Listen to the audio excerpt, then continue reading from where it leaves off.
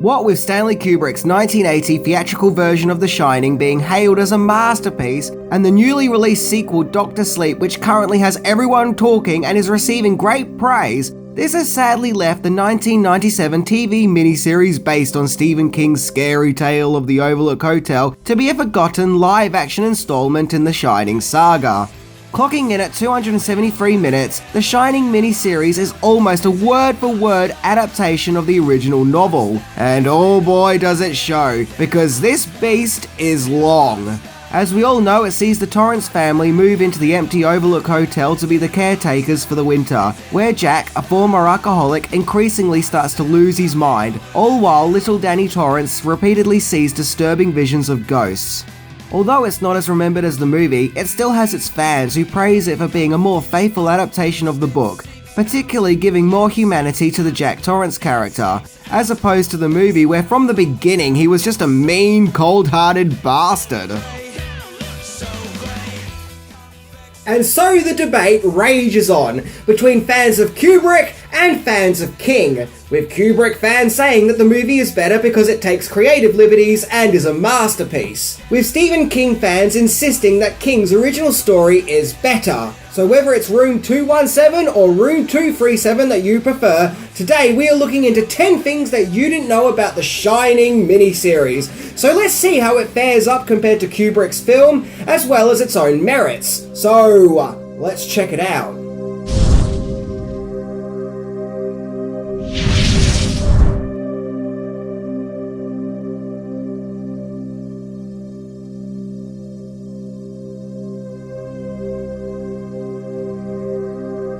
Number 10. The miniseries is King's antidote to the Kubrick movie. It's no secret that over the years, Stephen King has shared his displeasure of the original Stanley Kubrick Shining movie, and all the changes made to the story. So much so, he made the Shining miniseries as a course correction, simply because he was so unhappy with the movie, with him acting as the miniseries writer and executive producer. He wanted to show fans who hadn't read his book, and whom had only seen the movie, what his original vision of The Shining was. Hence why in the series there is no Grady twins, no elevator of blood, no hedge maze, and no Jack turning into a human popsicle, or, as I like to call it, a Jacksicle. There was, however, those hedge monsters that only move when you don't look at them, which I swear was the inspiration for the Weeping Angels from Doctor Who. Number 9. King's conditions. In order for King to make his Shining miniseries adaptation, he apparently had to get approval from Stanley Kubrick, who I'm guessing owned the rights to the story from making his movie adaptation. King was given the go-ahead to make the miniseries on the condition that he stopped bad-mouthing the original movie, of which he was very vocal about, as we all know. So King agreed in writing to ease up on Kubrick's film. I don't know if the request came from Kubrick or Warner Brothers. I mean, after all, The Shining was owned by Warner Brothers, who were also distributing the miniseries, and maybe they felt it may hurt their product if King was criticizing the original movie in the behind-the-scenes interview and other promotional works for the miniseries. However, King was still allowed to speak of his disapproval of Jack Nicholson in the role of Jack Torrance, but that was it. Other than that, the original 1980 movie was not to be mentioned. Number 8. A familiar King collaborator returns. ABC Broadcasting Network had agreed to broadcast the Shining miniseries, as they had previously done with It, The Tommyknockers, and The Stand, and given how popular those adaptations were, The Shining seemed like a sure win. Not only that, but frequent King adaptation director Mark Garris came on board to direct. Garris had previously directed The Stand and Quicksilver Highway, and would go on to direct the movie adaptation of Riding the Bullet and Desperation, as well as writing movies such as Batteries Not Included and Hocus Pocus. The music was composed by Nicholas Pike, who also worked on music for other King adaptations including The Graveyard Shift and Sleepwalkers, and he also scored Critters 2 and Chud 2. So all these familiar Stephen King adaptation production members would have helped cement that the Shining miniseries even more as being an official Stephen King version. Number 7. Casting. The Shining miniseries had big shoes to fill after the manic intensity of Jack Nicholson and the frantic hysteria of Shelley Duvall. Rebecca De Mornay, who is best known for her role in the 1980s comedy Risky Business and the early 90s thriller The Hand That Rocks the Cradle, was cast as Wendy Torrance. De Mornay was handpicked by King himself, and she is a lot more faithful to the book version in that she is blonde and is a lot tougher and resourceful and able to stand up to Jack more. When it came time to casting Jack, many actors were considered, including Gary Sinise, who previously starred in the Stand miniseries, and Tim Daly, but both ideas were rejected. In fact, the production just couldn't seem to find the right Jack Torrance. King apparently got so frustrated, he said he'll wait another 18 years to make his version of The Shining if the part doesn't get cast soon. I mean, I guess you can't blame him, as the production was just days away from filming and still no Jack Torrance. Till finally Steve Weber, who was best known from Wings, as in the TV show, not the Paul McCartney Band, was requested to the production by Rebecca De Mornay herself, to which he was cast, and to be honest, he does a pretty good job. He has moments where he has warmth, but then he also has moments where he can turn and be threatening, and the fact that he has moments of kindness and then moments of anger makes him quite scary, as it has the factor of unpredictability. And when he loses it and goes crazy, oh boy does he chew up the scenery. He definitely gives Jack Nicholson a run-in for his money. Actor, filmmaker, novelist and composer Melvin Van Peebles played Dick Halloran, and he does a good job. He feels warm and grandfatherly, maybe lacking the intensity of Scott Mancrovers, but he still gives a worthy performance. Also, little Danny Torrance was played by Cortland Lead, who had previously starred in the Little Rascals movie, and yeah, this kid just didn't do it for me, I'm sorry to say. I personally found him a bit annoying and felt like when he spoke it sounded like he had a mouthful of spit. But hey, I'm not gonna sit here and trash a little kid's acting, I don't want to be that guy. And by the way, this is what he looks like now. Feel old yet? Number 6, cameos. Several famous faces turn up throughout the Shining miniseries, including director Frank Darabont, who played one of the many ghosts seen in the hotel. Darabont had previously directed the King adaptation of The Shawshank Redemption, and had turned up on the set of the Shining miniseries to discuss with King the next adaptation that he was going to direct, which was The Green Mile, where while on the set he became one of the Overlook Hotel's spooky residents. Evil Dead and Spider-Man trilogy director Sam Raimi appears in the series as a gas station attendant.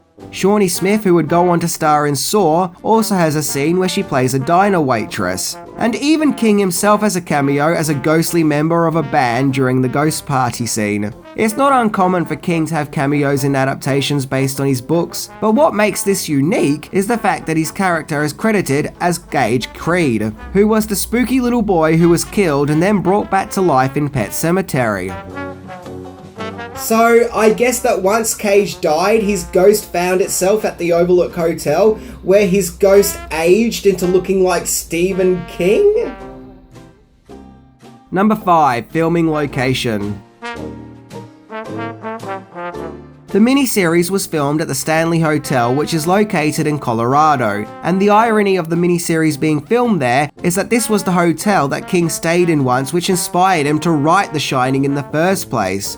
King had stayed in the hotel in room 217, where he supposedly had a ghostly encounter, where he was informed that the room was well known for being haunted. So thus he put his experience to paper. Another gripe that King had with the movie version of The Shining is that it wasn't filmed at the Stanley Hotel, so with the miniseries the Overlook can look how King had originally envisioned it.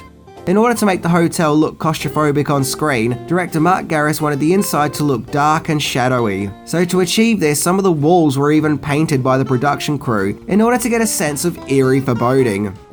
I can remember a few years ago watching a British ghost hunters show called Most Haunted, where they go to the Stanley Hotel to see if they can capture or record any paranormal going-ons. And, well, nothing happened. Wait. So the hotel that The Shining is based on is called the Stanley Hotel. And the man who directed the movie was Stanley Kubrick. Stanley Hotel. Stanley Kubrick. This means... I don't know. Number 4, promotional posters. As people who watch my channel know, I love movie posters and talking about them. However, with The Shining being a TV show, that basically means there were no posters, right? Well, technically speaking, no, but there were still some promotional posters somewhat. The TV guide had this rather beautiful, creepy illustration on the magazine's cover to promote The Shining, where it's dark and snowy, and Jack looks like it's time for murder o'clock. I really like it. It has a 1980s horror movie vibe about it. My only issue with it is that Jack Torrance doesn't look so much like Jack from the miniseries, but more like Jack from American Werewolf in London. When the series was released on VHS, it had this cover, which featured the demonic face of Horace Derwent looming over a much smaller Danny Torrance.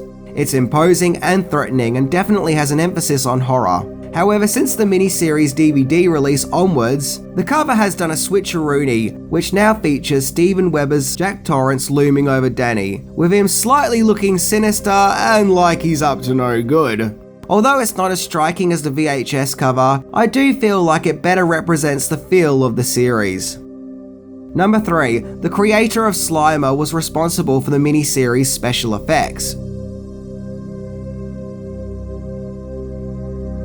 The special effects for the miniseries were provided by Steve Johnson and his special effects company, XFX. Johnson is something of a veteran in the field, helping with the special effects on many great movies such as An American Werewolf in London, where he worked with Rick Baker, Videodrome, Big Trouble in Little China, Predator, A Nightmare on Elm Street 4, Spider-Man 2, I Am Legend, and many, many more films. His biggest claim to fame is creating the classic character Slimer for the Ghostbusters movie, a character who would go on to be a pop cultural phenomenon in his own right. A lot of the CGI in the movie hasn't really aged very well and looks dated and cartoonish. However, the makeup effects, particularly those of the Overlook's demons, still by today's standards look freakishly haunting. Yeah, I wouldn't want to come face to face with that. Johnson should have snuck in a Slimer cameo of Slimer flying around in the background of the Overlook Hotel. But hey, I'm just immature like that. Number 2, a snow machine was needed despite being filmed during the snowy season. Filming at the Stanley Hotel took place in March. This was done so because March is considered to be Denver's most snowiest season, and a snowy scenery was needed for filming. However, the production was hit with something of a dilemma, as although it did snow, none of the snow was reaching the hotel's location, as the Stanley Hotel was situated in what's called a snowy shadow, meaning that it's an area that didn't really have any snowfall. Yep, they filmed at a certain season to get snow, and well, they got no snow. So to make up for this, $100,000 was used to buy a snow machine in order to give the location the snowy scenery that was required. However, there was a 3-day delay as the snowmaker was being sent from Los Angeles. And as sheer luck would have it, in those 3 days, it finally started to snow on the location. Maybe it was the work of the Stanley Hotel's ghosts helping out. Number 1, it was actually a hit. Despite slipping into obscurity, the Shining miniseries was actually very well received when it was originally broadcast. It got great reviews from critics, and its 3 episodes were in the top 20 daily viewership figures. Heck, the series even went on to win 2 Primetime Emmy Awards and a Saturn Award. However, in years that followed, it somewhat slipped into obscurity and has become something of a forgotten chapter in King adaptations. And in 2014, The Observer even unfavorably ranked it as the worst made-for-TV Stephen King adaptation ever. Ouch, that's harsh. So this begs to ask, why is this? Could it be because it's a made-for-TV miniseries? Well, no, as other King miniseries like Salem's Lot, It, and The Stand are still fondly remembered. I have 3 theories as to why its popularity sank. 1, because at the time it was a novelty to see a faithful adaptation of the novel, but once viewed, the novelty was no longer there. And 2, it doesn't have a rewatch appeal, what with it being so long. Unlike the movie, it's not something you can just watch on a Sunday afternoon. It requires a lot of your time and attention. And 3, the Kubrick movie is just too much of a classic, immortalized in pop culture. So naturally the miniseries was going to be judged and compared to the movie. But regardless, as much as I love the movie, which I do, I also love knowing that the miniseries is there to explore. So if I ever do feel like checking out a more book-orientated version of The Shining, it's there for me to watch. Since the release of Dr. Sleep, Stephen King has said that he's happy with the movie, as it fixes up a lot of the issues that he had with the Shining movie, and Dr. Sleep is very much a sequel to the theatrical Shining. So hopefully now King has finally made peace with Kubrick's film. After all, it's been nearly 40 years, so it's about time to let go of all the hard feeling. And nowhere is the conflict of King's vision versus the Kubrick film more evident than in King's course correction miniseries. To me personally, nothing beats the movie. It's a masterpiece in its own right. But if I'm ever curious to go on a live adaptation journey, which is more faithful to the novel, I'm glad that King's miniseries is there. I mean, it's not perfect, but it has its enjoyable moments, and it's worth watching for curiosity's sake. And fans of the book will get enjoyment out of it. Anyway, I'm Minty, and remember peoples, never be scared of the YouTube comment section. It's just like pictures in a book. See ya!